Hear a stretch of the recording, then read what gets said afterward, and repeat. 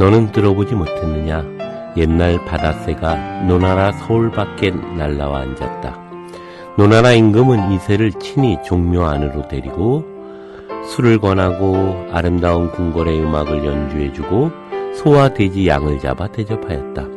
그러나 새는 어리둥절하고 슬퍼하기만 할 뿐 고기 한 점 먹지 않고 술도 한 잔 마시지 않은 채 사흘 만에 결국 죽어버리고 말았다. 이것은 사람들을 기르는 방법으로 새를 기른 것이지 새를 기르는 방법으로 새를 기르지 않은 것이다.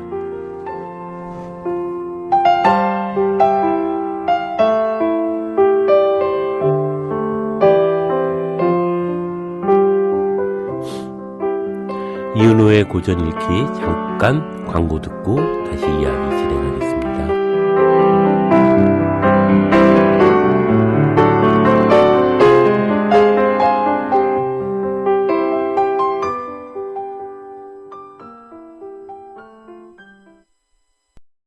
고전 읽기의 이은호입니다. 오늘은 장자를 중심으로 한번 부모 되기, 어른 되기 이런 주제를 가지고 이야기해 볼까 하는데요. 요즘 아이들은 어떻게 지내고 있을까 이런 생각을 해봅니다. 여전히 과거에 비해서 더 참혹한 현실 속에서 지내고 있다는 생각이 듭니다. 그것은 우리가 어쩌면 교육의 문제에 대해서 너무 쉽게 생각하지 않았나 이런 생각도 하는데요. 고전 속에서 그 부모 된다는 것 그리고 어른이 된다는 것이 무엇인지에 대해서 잠깐 한번 살펴보는 건 어떨까 하는 생각이 듭니다. 먼저 장자의 첫 구절은 소요유라고 하는 것으로부터 시작됩니다. 소요유는 우리식으로 보면 놀자 이런 의미겠죠. 장자는 첫 구절에 이르자면 북비남명, 그러니까 새가 날아서 남쪽 연못으로 간다라는 이야기를 통해서 이제 이야기를 시작하고 있는데요. 한번 그 구절을 잠깐 살펴보겠습니다. 어둡고 끝이 보이지 않는 북쪽 바다에 곤이라는 큰 물고기가 있는데 크기가 몇 천리가 되는지 모를 정도다. 이 물고기가 변해서 붕이 되었다. 등의 길이만도 몇 천리가 되는지 알 수 없다. 힘차게 날아오르면 날개는 구름같이 하늘을 가린다. 붕이 날아가면 파도는 3천리나 솟구치고 붕은 회오리 바람을 타고 위로 9만리나 올라가 6달을 날고서야 비로소 쉰다. 장자의 첫 구절에 나오는 이야기죠. 조금 이야기를 풀어보면, 그 북쪽에 연못에 큰 물고기가 있답니다. 등 길이가 몇 천리가 되는지 모르는 물고기죠. 이 물고기가 하루는 변해서 새가 되었는데 이 새의 등 길이가 또한 몇 천리가 되는지 알 수 없다는 거죠. 거대한 괴물이죠. 그런데 바다에 흉흉한 바람이 불어오면 그 바람을 타고 9만리를 솟구쳐 6달을 날아가서 남쪽 바다로 간답니다. 그 다음 나오는 이야기들이 있죠. 그것을 보면서 참새와 메추라기들이 짹짹짹짹거리면서 비웃습니다. 나는 이 나무에서 저 나무 가는 것도 힘들어서 중간에 내려서 쉬어가는데 뭘 그렇게 저렇게 날아가냐 그러면서 비웃고 있습니다. 그것에 대해서 장자가 이야기하죠. 한철 메뚜기는 겨울의 찬란함을 알지 못한다. 이런 얘기를 합니다. 우물 안의 개구리는 바다를 알지 못하고 저녁에 시드는 꽃은 새벽의 찬란함을 보지 못한다. 그 장자는 무엇을 얘기하려고 이제 이 얘기를 시작하고 있을까요? 장자의 그 마지막은 응제왕 편이라고 하는 건데요. 응제왕 편의 마지막 구절이 재밌습니다. 맨 마지막에 그런 얘기를 하죠. 남해의 재앙을 숙이라고 하고 북해의 재앙을 홀이라고 하고 중앙의 재앙을 혼돈이라고 한다. 숙과 휼이 어느 때 혼돈의 땅에서 만나게 되었다. 혼돈이 이들을 매우 잘 대접하여 숙과 휼은 혼돈의 은덕을 갚을 방법을 의논하여 말하였다. 사람들은 모두 7개의 구멍을 가지고 보고 듣고 먹고 숨쉬고 있는데 혼돈만은 이것을 가지고 있지 않소. 그에게 구멍을 뚫어 봅시다. 라고 이야기합니다. 그리고는 혼돈의 몸에 하루에 한 구멍씩 뚫어나갔는데 7일 만에 혼돈은 죽고 말았다. 예, 이것이 이제 장자의 4편의 마지막 편입니다. 처음 시작은 거대한 새가 하늘을 꽉 검은 구름으로 꽉 채우면서 예, 구말리를 솟구쳐서 남쪽을 향해 날아가는 이야기로 시작하고 마지막은 죽어버렸다 하는 이야기로 끝납니다. 무엇이 죽어버렸을까? 이런 생각을 가지고 한번 장자의 이야기를 한번 쭉 한번 생각해보면 어떨까 생각하는데요. 예컨대 이런 거죠. 그 참새나 메추라기들이 대붕을 비웃습니다. 근데 그 비웃는 것은 대붕이 날아가는 그 거대한 힘을 비웃는가 이런 생각을 한번 해볼만 합니다. 어쩌면 그렇게 정말 그 거대한 그 날개를 들이우면서 하늘을 가득 채우고 날아가는 모습은 비웃을 만한 것은 아니죠. 그렇다면 그들은 무엇을 비웃었을까? 어쩌면 날아간다고 이야기하는 대붕을 비웃는 것은 아닐까? 즉 날아가기 전에 지상에 앉아있는 대붕을 비웃은 건 아닐까? 대붕은 날아갈 때 정말 거대한 날개, 수천 리가 되는 그 날개를 펴고 하늘을 가득 덮고 날아가지만 날아가기 전에 지상에 존재하는 대붕은 어떤 모습일까요? 그 모습은 어쩌면 대단히 우스꽝스러운 모습이겠죠. 거대한 날개를 등에 이고 제대로 걷지도 못하고 뒤뚱거리면서 살고 있는 대붕이겠죠. 그 대붕은 참새들에게 비웃음 사는 대붕입니다. 이 나무에서 저 나무로 날아가지도 못하고 그리고 날아가면서 이래 쉬지도 못하는 그런 대붕이죠. 그 대붕은 너무나도 그들이 보기에는 한심하고 그리고 잘난 척만 하는 언젠간 날아갈 거야. 그리고 내가 날아갈 때는 구말리를 솟구쳐 오를 것이며 그리고 내가 날아갈 때는 하늘을 가득 들이올 거야 라고 얘기하는 그 이야기가 참새나 메추라기들 그들이 보기에는 너무나도 한심할 뿐만 아니라 같지 않은 이야기겠죠. 그렇기 때문에 그들은 늘 비웃습니다. 그래서 그들은 대붕에게 얘기하는 거죠. 날개 그거 불편하지 않니? 뛰어. 그거 뭘 들고 다녀? 라고 끊임없이 얘기하게 됩니다. 그 참새는 부모이기도 하고 어른들이기도 합니다.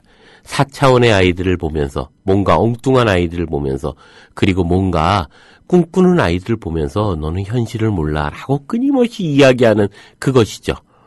그리고 그 대붕은 그래서 언제나 외롭고 언제나 슬픕니다. 언제나 그 어른들에 의해서 참새나 메추라기들에 의해서 그 대붕은 늘 구박받고 학대받게 됩니다. 그렇지만 대붕은 알고 있죠. 언젠가 바다에 큰 바람이 태풍이 몰아치면 그 기운을 타고 올라가서 구말리를 하늘로 솟구치고 그리고 남쪽을 향해서 날아갈 거라는 것을 알고 있습니다. 아무도 믿지 않는 거죠. 그리고 아무도 믿지 않고 아무도 믿지 않는 그 자리에서 대붕은 언제나 조롱을 당하고 있습니다. 장자는 이야기하는 거죠. 헛소리를 통해서 이야기합니다. 어떤 헛소리냐 하면 바로 대붕의 헛소리죠. 그걸 통해서 이야기하면서 이야기하는 거죠. 저녁에 시드는 꽃이 어찌 새벽에 찬란함을 알 수 있겠냐? 한철 메뚜기가 어찌 겨울에 그 아름다움을 이해할 수 있겠냐? 결국 그것은 작은 생각이다.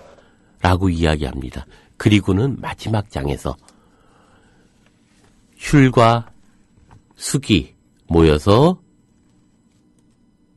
혼돈이라고 하는 중앙의 땅에 있는 그 혼돈에게 일주일에 하루에 하나씩 구멍을 뚫어주었는데 결국 중앙의 혼돈은 죽고 말았다는 거죠. 무엇이 죽이고 있는가, 그리고 어떠한 태도로 죽이고 있는가 하는 겁니다. 모두가 똑같이 존재하는 것으로서 전제할 때, 그래서 모두가 규격적인 삶을 강요할 때, 그리고 그 아이가 갖고 있었던 그 거대한 꿈들이 남들이 다 가지고 있는 구멍을 뚫어주듯이 뚫어준다고 생각할 때, 그 구멍은, 그래서 그 혼돈은 일주일 만에 죽어버리고 맙니다. 우리 아이들의 모습들은 아닐까? 그래서 가만히 있으라라고 명령하는 그 명령에 우리 아이들은 죽어버렸고, 그리고 우리 아이들이 존재하고 있는 현실의 세계는 또다시 그 세월호의 참사를 또다시 끊임없이 겪을 수밖에 없는 교육의 현실 속에서 살고 있습니다. 하나의 교과서로만 공부해야 된다는 그 명령이 어쩌면 아이들을 혼돈의 그 다름을 이해하지 못하고 결국 죽어버리게 하는 것이 아닌가, 이런 생각을 합니다. 조금 더 보자면 거대한 바람이 몰아올 때, 몰아칠 때 그 바람을 타고 아이들은 구말리를 날라서 하늘을 가득 덮고 남쪽으로 날아갑니다. 우리가 겪고 있는 이 현실의 세계는 과거에 지내왔던 그 모든 역사보다 더 빠르게 진행되고 있고, 그리고 조용한 혁명이라고 얘기하듯이 그 변화는 우리가 감히 가름할 수 없을 정도로 빠르게 진행되고 있습니다. 조용한 혁명이라고 하죠. 보이지 않는 밑에서부터 거대하게 움직이는 태풍이 우리를 막고 있습니다. 이 태풍의 과정 속에서 이제 우리 아이들은 날아가야 합니다. 비상해야죠. 그러나 우리들에 의해서 우리의 아이들은 이미 날개를 꺾었는지도 모릅니다. 그래서 한국에서 스티브 잡스가 태어나서 자랐다면 그는 아마 전파사 주인이 될 거라는 얘기가 심상치 않게 들려오는 이유도 바로 그런 이유는 아닐까, 이런 생각을 해봅니다. 그런 점에서 보면 그 장자는 이런 얘기를 합니다.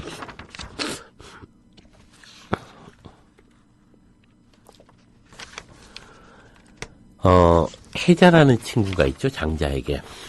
이 혜자라는 친구가 끊임없이 장자에게 시비를 겁니다.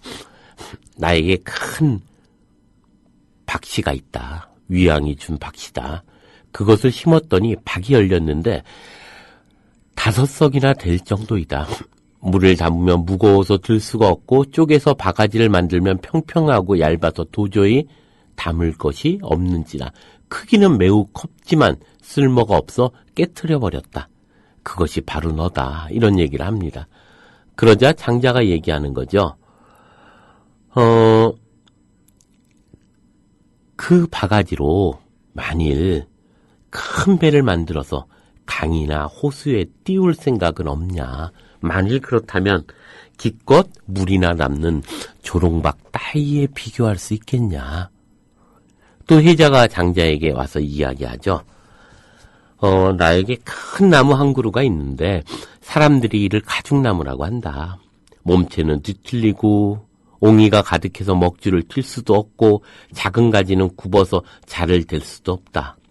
길가에 서 있건만 목수들이 거들떠보지도 않고, 나는 지금 너가 하는 말이 이렇게 크기만 하고 쓸모가 없으니 사람들이 모두 거들떠보지 않는 것이다.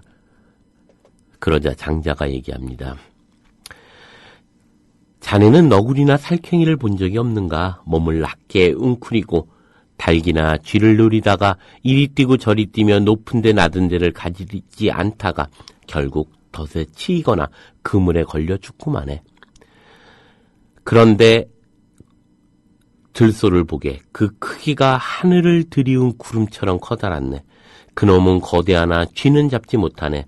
지금 그대는 큰 나무가 쓸모가 없다고 걱정하고 있지만 그럴 필요가 없네. 자네는 어째서 그 나무를 거칠 것이 아무것도 없는 시골의 드넓은 들판에 심어놓고 한가로이 논일다가 드러누워 낮잠을 자니 자지 않는가? 그 나무는 쓸모가 없어 도끼질 당하지 않을 것이고 달리 그것을 해치는 자도 없을 걸세. 아무 쓸모가 없으니 어찌 근심 걱정이 있겠는가? 장자 소요유에 나오는 얘기입니다. 장자는 이야기하는 거죠. 바가지는 우리가 하나의 프레임으로 보면, 하나의 관점으로 보면 그건 물을 담거나 물을 푸는 그릇에 불과합니다. 그러나 다른 관점에서 보면 그것을 큰 배를 만들어서 강이나 호수에 띄워놓고 즐길 줄 한다면, 즐길 수 있다면 그 큰 것을 단지 기존의 관점으로만 바라보니까 그것은 단지 물을 푸는 바가지, 쪽박에 비교할 텐데 어찌 쪽박과 그 큰 바가지를 비교할 수 있겠나.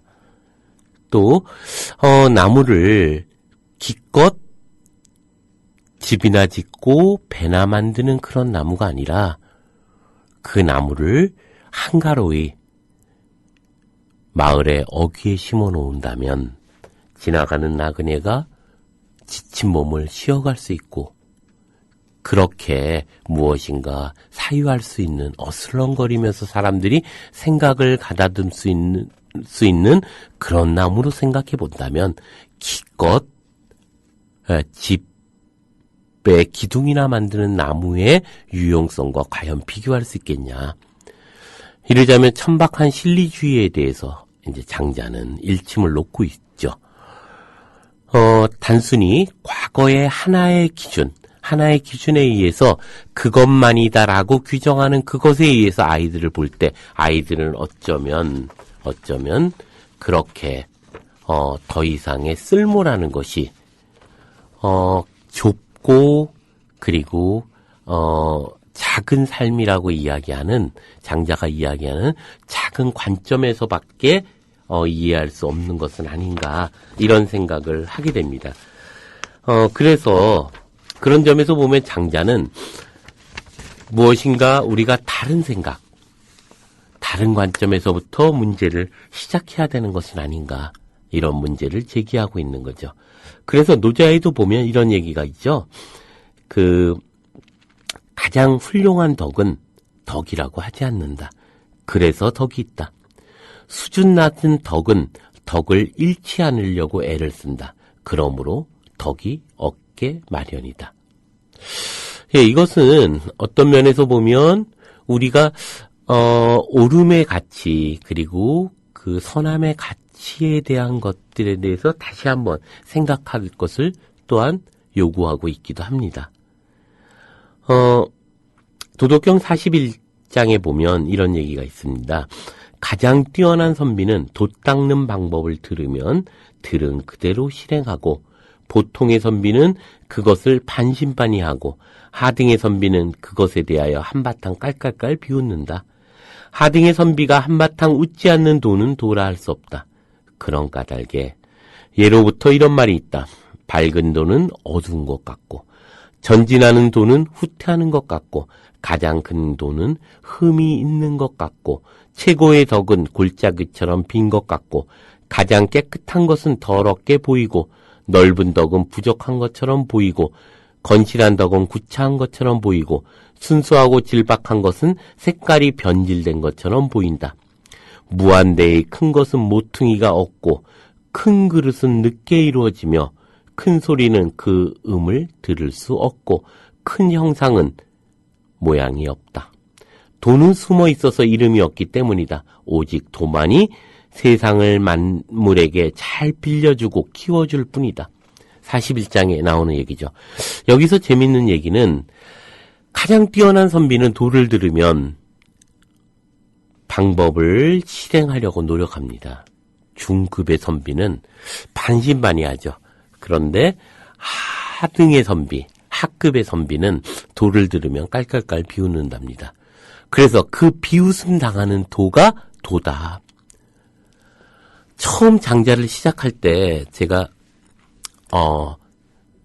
엉뚱한 이야기, 소요의 엉뚱한 이야기 붕비난명으로부터 시작했습니다. 그리고 이 붕빈왕명의 엉뚱한 이야기는 어쩌면 노자에 있어서는 진정한 도의 가치가 이렇게 비웃는 엉뚱하고 조금 황당한 이야기로부터 시작되는 것은 아닌가 이런 생각을 하게 됩니다. 그런 점에서 보면 우리가 적어도 어른 된다는 것은 아이들이 갖고 있는 그 자체로서의 가능성, 엉뚱한 꿈, 엉뚱한 생각, 엉뚱한 것을 자르고 그리고 규정하는 그것이 아니고 어쩌면 그것을 존중하고 그것을 끌어안고 그것을 통해서 새로운 가치들의 가능성들을 보는 것은 아닌가 이런 생각을 합니다. 만일 그렇지 않았을 경우에 장자의 응지왕편에서 얘기하듯이 그것은 결국 죽어버리고 맙니다. 그러면 장자가 결국 장자의 전체, 네 편의 전체에서 처음에 그렇게 거대한 붕이 날아가는 것을 이야기하는데 결국은 메추라기와 참새들이 비웃는 그 붕의 모습 속에서 결국은 우리 사회는 결국 죽어버리는 것으로 끝나는 것은 아닐까 이런 생각을 하게 되는데요. 그런 점에서 보면 노자는 그런 얘기를 하는 거죠. 노자의 도덕경에 핵심적인 것들이 있습니다. 무엇보다 첫 장의 이야기죠. 도라고 할 수 있는 것은 도라고 규정할 수 있는 것은 진정한 도가 아니고 이름이라 할 수 있는 이름은 영구불변의 이름이 아니다. 도가 도비상도요 명가명 비상명이라. 이것의 핵심은 결국 우리가 도라고 규정하는 것, 내가 옳다고 규정하는 것. 그래서 그렇게 규정해서 아이들에게 그렇게 주입하거나 훈계하거나 명령하는 그것은 어쩌면 그것 자체가 거대한 폭력으로 아이들의 날개를 무너뜨릴 수 있는 가능성이 있다는 것을 이야기하는 것이라는 생각이 들게 됩니다. 그런 점에서 우리가 어른 된다는 것은 어쩌면 바로 그 지점에 있는 것은 아닐까. 부모 친자가 있죠. 그 부모 친자는 나무목 위에 설립에 그리고 볼견자라고 합니다. 나무 위에서 먼 곳에서 지켜보는 것. 그것이 부모의 역할이죠. 즉 어른됨은 그렇게 가까이 아이들의 가치를 그 관점에서 지시하고 훈계하고 명령하는 그것이 아니고 어쩌면 멀리서 그가 가는 길을 쳐다보고 있는 그것이 부모의 모습은 아닐까 이런 생각을 하게 됩니다. 예, 잠깐 음악 하나 듣고 다음 이야기를 진행해 보죠. 예, 이제 좀 이런 이야기로 좀 시작해 보죠. 제가 장자에서 부모의 전형 그리고 장자가 이야기하려고 하는 핵심적인 문제는 에테타라고 하는 이야기 속에서 시작되지 않나 이런 생각이 듭니다. 에테타는 차마 눈뜨고 볼 수 없을 만큼 아주 끔찍한 모습을 띠고 있다는 점에서 에테타죠. 노나라의 어떤 사람의 이름입니다. 너무 흉측하게 생겼다는 의미에서의 에테타죠. 에테타는 너무 못생겼을 뿐만 아니라 추남 에테타라고 하는데요. 이 에테타가 그런데 남자들은 이 에테타를 보면 집으로 가는 걸 잊어버리고 그리고 여자들은 에테타를 보면 다른 남자의 부인이 되느니 에테타의 첩이 되게 해달라고 조르게 됩니다. 그 에테타에 대해서 끊임없이 여자들은 첩이 되게 해달라고 하고 남자들은 집에 가는 걸 잊어버리는 사람들이 점점 늘어나서 숫자가 수십 명을 이룬다고 합니다. 그래서 노나라의 왕이었던 애공이 도대체 어떤 친구인가를 불러들이게 되죠. 그래서 만나보니까 너무 차마 눈뜨고 볼 수 없을 만큼 흉측하게 생겼습니다. 너무 흉측하게 생겼고 이야기를 해보니까 아는 것이 전혀 없는 거죠. 또 뒷조사를 해보니까 가진 것이 하나도 없습니다. 그래서 애공이 의아하게 생각하는 거죠. 도대체 무엇 때문에 아는 것도 없고 가진 것도 없고 그리고 생긴 것도 저렇게 흉측한데 여자들은 왜 그의 첩이 되게 해달라고 조르고 남자들은 집에 가는 걸 잊어먹는지 이해가 할 수 없었죠. 그래서 노나라 애공이 이제 에테타하고 이야기를 시작합니다. 한 달이 지나자 그 에테타가 에게 믿음이 가기 시작했고 그리고 1년이 지나자 에테타가 떠나갈까봐 두려워집니다. 그래서 마침 정승자리가 비었길래 애공이 에테타에게 정승자리를 주어버립니다. 그러자 다음 날 에테타가 사라지죠. 그리고 이상한 일이 발생합니다. 그렇게 맛있었던 산의 진미가 어떤 맛도 느껴지지 못하고요. 그리고 그렇게 잘 자던 잠이 이제는 잠을 잘 수 없는 지경에 이르게 됩니다. 그래서 애공은 너무 황망하고 황당해서 공자를 부르죠. 공자에게 물어봅니다. 도대체 에테타라는 사람이 어떤 사람이길래 그 많은 여자들은 첩이 되게 해달라고 조르고 그리고 남자들은 집에 가는 걸 잊어버리고 나는 또 왜 이러냐라고 물어봅니다. 그러자 공자가 이야기하는 거죠. 우리식으로 보면 이런 문제입니다. 이르자면 에테타는 가진 것이 없기 때문에 온전하게 그의 곁에 그의 몸을 놓을 수 있었던 것이죠. 거기에는 어떠한 의도나 어떤 정치적인 계산이나 효용성 이런 것들 필요와 상관없이 온전하게 그의 몸 전체를 그의 옆에 함께 할 수 있었다는 점에서 에테타에게는 그가 온전하게 그와 함께 할 수 있었을 것입니다. 또 그가 가진 게 없기 때문에 그러했다면 그가 아는 게 없기 때문에 그는 모든 것이 다 그야말로 영혼이 있는 목소리도 들렸을 것이고 감동을 했을 겁니다. 그런 점에서 그는 또한 생긴 것이 너무나도 흉측했기 때문에 보이는 모든 것이 아름답게 느껴지게 됩니다. 결국 에테타는 공자에 의하면 덕이 꽉 찬 덕충부라고 하죠. 덕이 꽉 찬 사람이다. 그것은 비어있기 때문이다. 그가 가진 게 없기 때문에 그의 몸을 그에게 누일 수 있었고 그의 곁에 함께 할 수 있었고 그리고 아는 게 없었기 때문에 그의 모든 이야기가 정말 아름답게 들려왔을 것이고 그런 점에서 보면 상대에게 승리의 기억을 줬다는 점에서 우리의 삶은 그 승리의 기억을 가지고 살아갑니다. 노나라의 애공이 한 달이 지나자 믿어졌고 1년이 지나자 그가 떠나갈까봐 두려웠던 이유는 어쩌면 에테타의 이야기를 들었던 것이 아니라 자신의 이야기를 온전하게 들어줄 수 있는 어떤 정치적 계산도 없이 들어줄 수 있는 에테타가 곁에 있기 때문이었는지도 모릅니다. 그것은 그 많은 여성들이 다른 남자의 부인이 되느니 에테타의 첩이 되게 해달라고 조르는 이유에도 바로 그것이 있기 때문이죠. 즉 살아가면서 유일하게 승리의 기억을 만들어줬기 때문입니다. 어쩌면 어른됨의 의미들은 그리고 그 어른됨이 갖고 있는 어떤 가치들은 적어도 이 문제는 아닐까.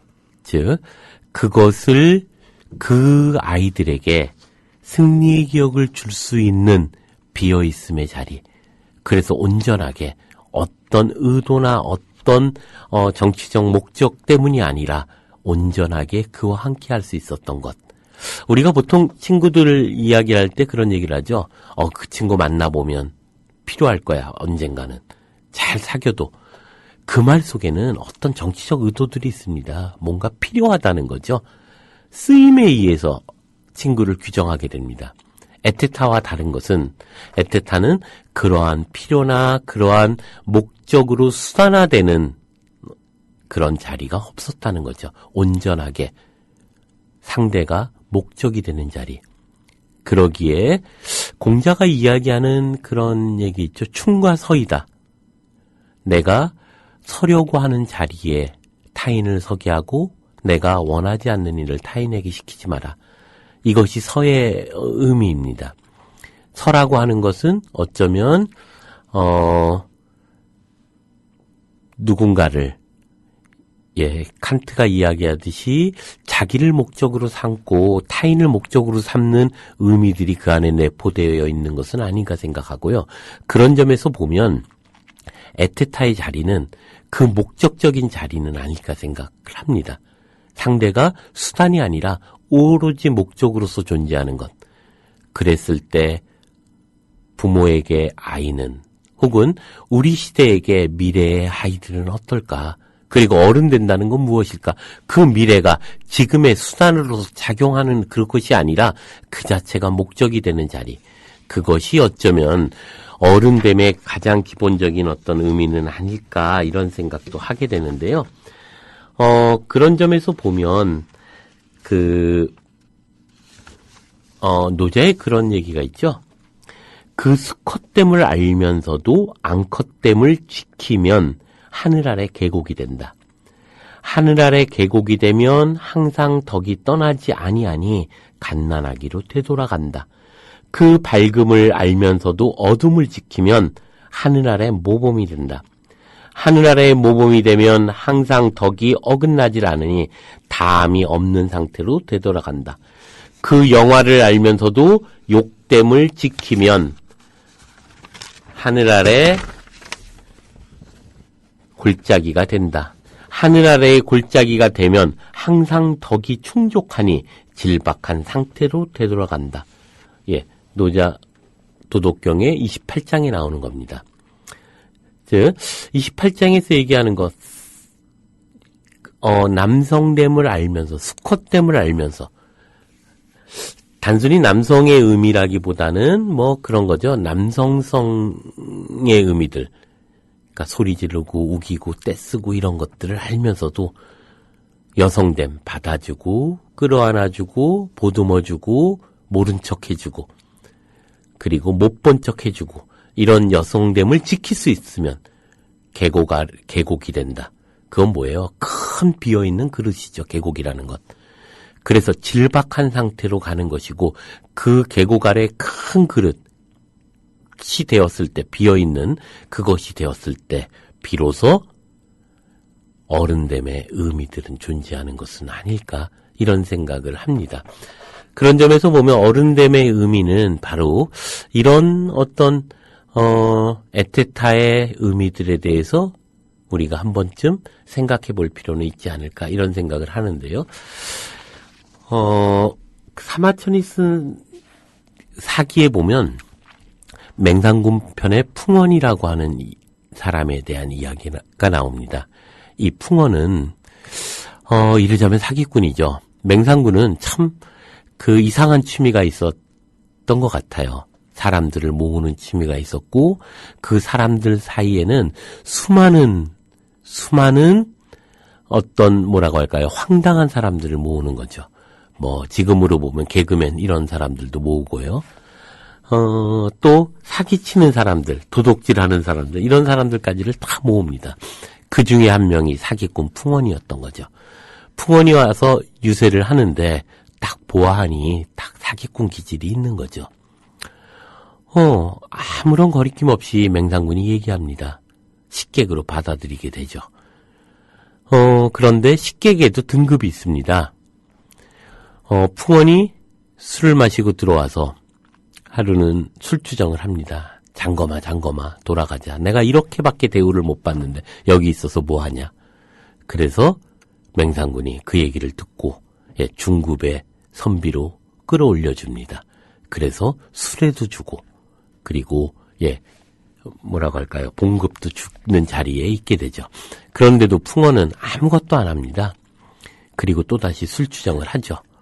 하루는 술을 먹고 들어와서 대청마루에서 큰 칼을 어깨에 메고 이야기하죠. 장검아, 내가 이렇게밖에 대우를 못 받는데 여기 있어서 뭐하냐. 돌아가자. 부모도 공양 못하는데 내가 여기 있어서 못하겠냐. 이런 얘기를 합니다. 그 말을 듣고 이제 맹상군이 결국 풍원에게 최고 상급의 선비의 지위를 줍니다. 부모 공양비도 주고 수레도 주고 그리고 봉급도 올려주고 그러면서 풍원에게 일을 하나 시키죠. 그 일은 서릅이라고 하는 땅에서 세금을 걷어서 그 식객들을 먹여 살리고 있었습니다. 당시에 이제 봉토로 서릅이라는 땅을 받았는데요. 그 봉토인 서릅에 가서 세금을 받아오라고 이제 명령을 하게 되죠. 그때 풍원이 얘기합니다. 돌아올 때 뭐를 사오리까? 맹상군이 돌아보고 우리 집에 없는 것을 사오거라. 그러고 떠나보내게 됩니다. 근데 풍원이 그곳에 가보니 사람들이 도저히 세금을 낼 형편이 아닌 거죠. 그래서 거대한 퍼포먼스를 합니다. 그 사람들을 모두 광장으로 모이게 해서 세금 문서를 다 태워버립니다. 그러면서 얘기하는 거죠. 우리 나으리께서 여러분의 빚을 전부 감해주라고 하셨다. 물론 술을 마셨겠죠. 다음날 그러고 이제 제나라로 돌아옵니다. 와서 이제 맹상군이 물어보는 거죠. 맹상군의 위신이 있어서 돈을 받아왔냐라고는 못 물어보고 이제 올 때 뭘 사왔냐고 물어보죠. 그럴 때 풍원이 얘기합니다. 나으리 집에는 돌아보니 없는 것이 없더이다. 근데 유일하게 없는 것이 하나 있어서 그걸 사왔습니다. 그게 뭐냐 그랬더니 그것이 의로움입니다. 이런 얘기를 하죠. 아니 의로움이라는 게 무슨 말이야? 라고 물어보니 풍원이 자초지정을 쭉 얘기합니다. 맹상군은 이제 우라가 막 머리끝까지 올라가죠. 그러던 차에 도성에서 연락이 옵니다. 가보니 도성으로 급히 들어오라는 얘기죠. 도성에 가보니까 큰 사고가 일어났습니다. 왕과 그 당시의 대신들이 맹상군을 질투해서 파직을 시키게 되죠. 파직이 된다는 것의 다음 수순은 모함을 걸어서 죽이는 거죠. 그러자 맹상군의 식객으로 있었던 3,000명의 식객들이 모두가 동시에 다 도망가게 됩니다. 그리고 너무 황망하게 넋을 잃고 있던 맹상군에게 풍원이 다가옵니다. 나으리 저를 따라오시죠. 이러고 맹상군을 데려간 곳이 바로 서릅이죠. 그곳에다 미리 기별을 해서 그곳 사람들이 이제 맹상군을 지키기 위해서 도성을 쌓고 그리고 그를 모시러 갑니다. 그랬더니만 그제서야 비로소 맹상군이 너가 사왔다는 의로움이 무엇인지 이제 깨달았다 라는 얘기를 하죠. 그럴 때 이제 유명한 구사성어가 나옵니다. 교토상굴이라는 거죠. 현명한 토끼는 굴을 3개 팝니다. 이제 하나만 팠을 뿐입니다. 서릅은 나으리를 당분간 지켜줄 수는 있지만 제나라를 이길 수는 없습니다. 잠시 기다리시면 제가 이를 나머지 굴을 파고 돌아오겠습니다. 그러고 이제 풍원은 진나라로 가게 되죠. 진나라는 당시에 가장 큰 대국이었죠. 그래서 진나라 왕에게 이야기를 합니다. 우리의 나으리 맹상군이 파직되었습니다. 진나라 왕이 깜짝 놀라는 거죠. 왜냐하면 맹상군을 그 당시 전국에 있었던 모든 제후들이 모르는 사람이 없습니다. 그만큼 대단한 영웅이었던 거죠. 그리고 나서 풍원은 얘기하는 거죠. 만일 맹상군께서 진나라에 오신다면 진나라는 2배가 될 것이고 제 나라는 반으로 줄어들 것입니다. 진나라 왕은 그 얘기를 듣고 너무 설레어서 어떻게 하면 좋겠냐고 이야기를 하죠. 그러자 편지를 쓰십시오. 그래서 진나라 왕이 편지를 막 쓰게 됩니다. 그리고 그것을 가지고 이제 풍원은 떠나게 되죠.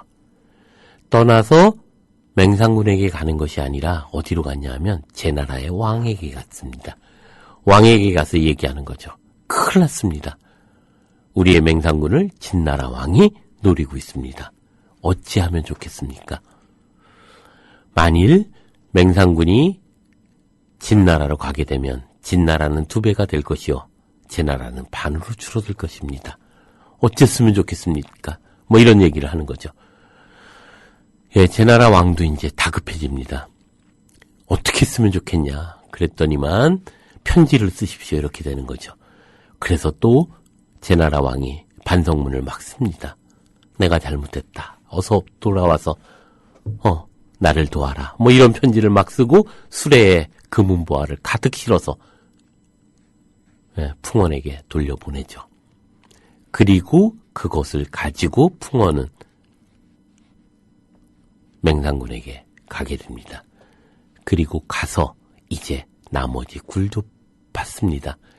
이제 안심하시고 제 나라로 돌아가십시오 라고 이야기합니다. 그리고 풍원에 이끌려서 제 나라로 돌아간 맹상군은 죽을 때까지 아무런 화를 당하지 않고 천수를 누렸다고 합니다. 맹상군 편에 보면 재밌는 건 계명구도라고 하는 사자성어로 얘기되는 사람들의 이야기. 뭐 정말 쓸데없는 사람들이죠. 이 이야기에서도 결국 중요한 주인공의 은 맹상군이 아니라 풍원이었습니다. 그런 점에서 보면 결국 사마천이 이야기하고자 하는 것은 뭘까? 어쩌면 우리가 쓸모있다라고 하는 규격적인 의미로서의 쓸모있음을 넘어서 쓸모없다고 규정할 수 있는 그것. 어찌 보면 황당하고 어찌 보면 너무 이상한 그 쓸모없음의 자리가 어쩌면 진정으로 맹상군을 살리게 했던 쓸모있음의 자리들로 만들어내는 것이 아닌가. 장자에 보면 그런 얘기를 하죠. 해자가 넌 쓸모가 없다라고 얘기하자 또 장자가 얘기합니다. 내가 걷고 있는 그 길에 발자국만을 쓸모있다고 한다면 그 발자국을 뺀 나머지 것을 다 파버리면 그게 진짜 쓸모있겠냐. 황천까지 파버리면 아찔해서 그 길을 걸을 수 있겠냐. 쓸모없음은 쓸모있음을 지탱하는 힘이다. 결국 쓸모있음과 쓸모없음은 서로가 상대적인 것이고 쓸모있음은 쓸모없음으로 의해서 존재하고 쓸모없음은 쓸모있음을 지탱하는 하나의 의미들로서 가지고 있다는 것을 이야기합니다. 그래서 도덕경 2장에 보면 그런 얘기를 하죠. 세상의 모든 사람들이 아름다움을 아름다운 것으로 인식하는 것은 추함이 존재하기 때문이다. 착한 것을 착하다고 인식하는 것은 착하지 않은 것이 존재하기 때문이다. 그러므로 유와 무는 서로를 낳고 어려움과 쉬움도 서로를 성립시켜주고 긴 것과 짧은 것도 서로를 이뤄주고 높은 것과 낮은 것도 서로를 포함하며 노래와 소리도 서로 조화를 이루고 악과 뒤도 서로를 따른다. 예, 어쩌면 어른 된다는 것은 이 쓸모없는 것의 자리들에 대해서 한 번쯤 깊이 있게 성찰해보는 것이 어쩌면 어른됨의 자리는 아닐까. 풍원에 대해서 그리고 쓸모없는 바가지에 대해서 쓸모없는 나무에 대해서 그 쓸모가 혹시 쓸모라고 하는 규격적인 하나의 도식에 의해서 규정됐기 때문에 다른 더 큰 쓸모, 더 큰 의미들이 사라지고 오로지 도식적인 의미에서의 규격적인 쓸모가 존재하는 것은 아닌가. 그래서 그 아이의 날개를 꺾어버려서 더 이상 날지 못하는 그것으로 만들어버렸고 결국에는 그들이 구멍을 뚫어서 남들과 똑같이 구멍을 뚫어서 그 혼돈을 죽여버리게 했던 것은 아닐까 이런 생각을 하게 됩니다. 결국 장자에서 이야기하는 핵심은 과연 이 시대에 어른 되는 것이 무엇인가 라고 하는 것을 한 번쯤 되돌아보게 하는 어떤 의미가 있다고 생각을 합니다. 그리고 그 의미 속에서 우리는 장자의 한 편 한 편을 한번 새롭게 다른 관점에서 한번 봐보면 어떨까? 에테타의 의미들을 내가 서 있는 자리를 통해서 한 번쯤 다시 읽어보는 일. 그리고 그것이 덕충부에서 나오는 수많은 기인들의 이야기들을, 괴물들의 이야기들을 다시 한번 왜 장자는 이 시대에 이 얘기를 던져보려고 했을까라는 질문을 우리 시대에 한 번쯤 다시 해보는 것은 어떨까 이런 생각도 하게 되는데요. 그런 점에서 보면 장자가 정말 우리 시대에 던지고 있는 질문은 그런 어른됨의 의미들, 쓸모없음에 대한 혹은 황당함에 대한 그것을 수용하는 어떤 자리에서부터 장자는 이야기를 시작하고 있는 것인지도 모른다는 생각을 해봅니다. 자, 오늘은 여기까지 하겠습니다.